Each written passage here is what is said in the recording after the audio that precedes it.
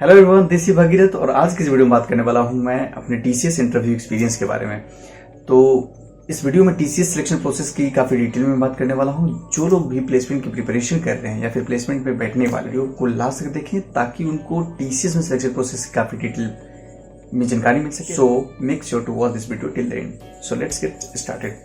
तो टीसीएस में selection process के 2-3 तरीके होते हैं, ठीक है, और डिफरेंट पे पैकेज के साथ होते हैं। फर्स्ट पे पैकेज होता है 3.5 LPA का और दूसरा पैकेज होता है 7+ LPA का।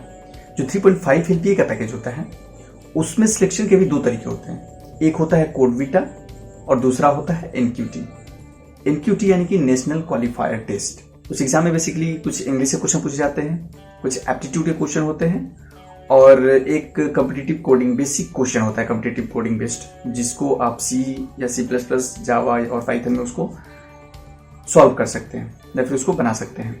ये होता है NQT में। और यदि आप NQT उस एग्जाम में उनका एक अपना कट ऑफ होता है जो कि हम लोग को जानकारी नहीं होती या स्टूडेंट्स को बताया नहीं जाता है, उनका एक कट ऑफ होता है, उसके बेसिस पे वो लोग निकालते हैं और आपको इंटरव्यू के लिए कॉल करते हैं, जो कि NQT था। दूसरा होता है कोड वीटा। कोड वीटा में भी 3.5 LPA के लिए होता है। कोड वीटा क्या होता है कि कोड वीटा में एक कॉम्पिटिटिव कोडिंग एग्जाम होते हैं जिसमें आपको 6 क्वेश्चन दिए जाते हैं और 6 आवर दिए जाते हैं वो 6 क्वेश्चन को सॉल्व करने के लिए। क्वेश्चन का डिफिकल्टी लेवल काफ़ी अच्छा होता है, यानी थोड़ा डिफिकल्ट होता है, मीडियम लेवल का भी क्वेश्चन होता है। तो आपको 6 घंटे में ये 6 क्वेश्चन सॉल्व करने रहते हैं। सबसे मस्त बात ये है कि आप यदि उसमें से 6 क्वेश्चन में से 2 क्वेश्चन भी सॉल्व कर लेते हैं तो 95% चांसेस रहते हैं कि आपको इंटरव्यू के लिए कॉल किया जाए। यदि आप कोड वीटा में देके और NQT भी एग्जाम दे दिए रहते हो तो दोनों में से एक में ही आपको इंटरव्यू के लिए बुलाया जाएगा, ठीक है। जो नेक्स्ट होता है 7+ LPA के होता है, TCS डिजिटल का एग्जाम होता है। TCS डिजिटल यदि आप ये दोनों क्वालिफाई, ये इसमें से कोई क्वालिफाई भी कर लेते हो, आप इंटरव्यू दे रहे हो, सिलेक्ट भी हो गए रहते हो, तो आपको TCS डिजिटल के लिए मौका मिलता है। TCS डिजिटल का क्या होता है कि TCS डिजिटल का, जैसे मैंने NQT की बात की, वो NQT की तरह का ही होता है, और लेकिन उसका जो क्वेश्चन का लेवल होता है वो डिफिकल्ट होता है, ऐसी बात है। ये 7+ LPA के होता है। और उसका जो इंटरव्यू भी होता है, इंटरव्यू में क्वेश्चन का जो पैटर्न होता है वो थोड़ा हार्ड होता है, क्योंकि वो लोग एक्सपेक्ट करते हैं स्टूडेंट्स से, कैंडिडेट्स से कि वो लोग जो न्यू टेक्नोलॉजी है like machine learning, AI, blockchain, ये सब की जानकारी रखें। क्योंकि जो भी बंदे TCS डिजिटल के लिए सिलेक्ट होते हैं उनको ये इन सारे नए प्रोजेक्ट पे काम कराया जाता है। तो ये थी। तो मेरा जो सिलेक्शन हुआ था वो TCS कोड वीटा के थ्रू हुआ था। तो मैं आज के इस वीडियो में TCS कोड वीटा की सारी डिटेल के बारे में बात करूँगा। तो जैसा मैंने बताया कि TCS कोड वीटा में ये कॉम्पिटिटिव कोडिंग एग्जाम होता है जो कि आपको घर बैठ के ही देने होते हैं। 6 क्वेश्चन रहते हैं और 6 घंटे का टाइम मिलता है 6 क्वेश्चन को सॉल्व करने के लिए। ओके, ये इंडिया में 2 जोन में होते हैं। 2 जोन यानी कि एक नॉर्थ जोन के लिए अलग होते हैं और साउथ जोन के लिए अलग होते हैं। तो 6 क्वेश्चन में यदि आप 2 क्वेश्चन बनाते हो तो श्योरिटी है को 95% से 100% चांस है कि आपको इंटरव्यू के लिए वो लोग बुलाएंगे। तो फर्स्ट क्वेश्चन था जैसे take 2 inputs as a number, और उन दोनों नंबर के बीच में प्राइम नंबर फाइंड करने थे। प्राइम नंबर फाइंड करने के बाद उसका कॉम्बिनेशन फॉर्म करना था, उससे जो प्राइम था उसको निकालना था, और उसके बाद उसमें जो मिनिमम और मैक्सिमम नंबर है उससे एक फिबोनाची सीरीज जनरेट करना था। तो इस प्रकार का क्वेश्चन था मेरा पहला क्वेश्चन जो मैंने पूरा सॉल्व किया था। सेकंड क्वेश्चन था स्टैक से रिलेटेड। आप लोगों ने देखा होगा क्वेश्चन पैरेंथेसिस मैचिंग, जिसमें ओपनिंग पैरेंथेसिस होते हैं, क्लोजिंग पैरेंथेसिस होते हैं, और उनको वेदर दे आर इक्वल और नॉट, ऐसे करके कुछ क्वेश्चन होते हैं जो स्टैक की हेल्प से बनाए जाते हैं। तो उसी में मॉडिफाई करके एक दूसरा क्वेश्चन था। तो ये 2 क्वेश्चन मैंने अटेम्प्ट किए थे और दोनों क्वेश्चन के बाद मुझे इंटरव्यू का ऑफर मिला था।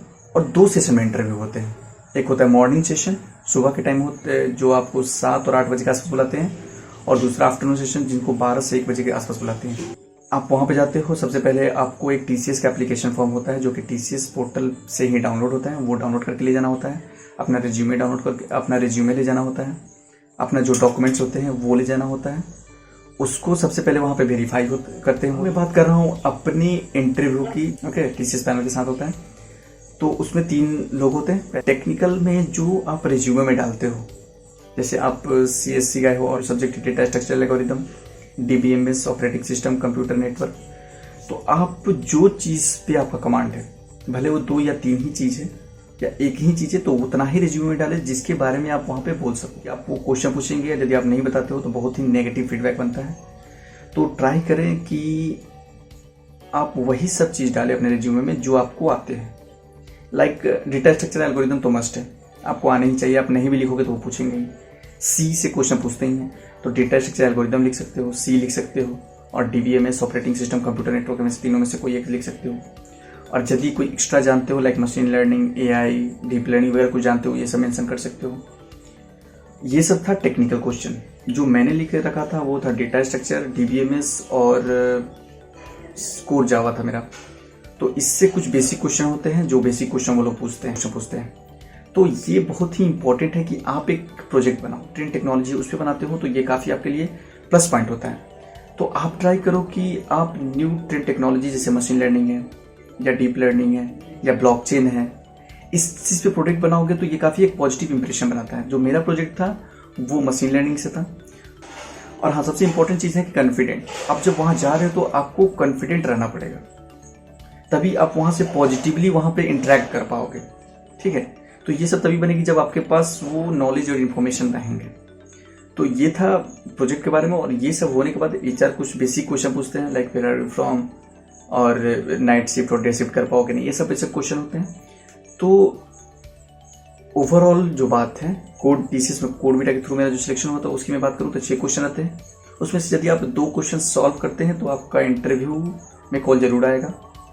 ये 95 to 100% चांस है कि आएगा ही। उसके बाद आप वहाँ पे जाते हो, इंटरव्यू में जो रिज्यूमे में वही चीज़ डालें जो आपको आते हैं।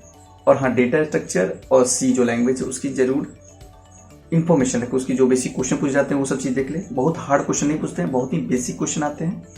इसके बाद जो है प्रोजेक्ट एक जरूर बना लें, और यदि आप न्यू टेक्नोलॉजी बनाते हैं तो काफ़ी मददगार होगा।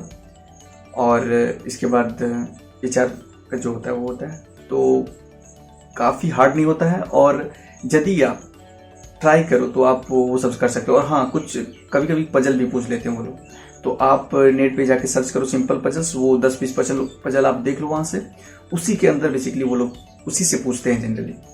तो आप इस सब चीज़ का ध्यान रखें और आपका सिलेक्शन फिक्स है। Thank you everyone for watching this. यदि इस तरह के आप वीडियो देखना चाहते हैं, इस तरह के वीडियो हम डालते रहेंगे जो कि आपको मदद करे आपके प्लेसमेंट में, आपकी लाइफ में। So subscribe the channel for more updates, and thank you for watching. Thank you.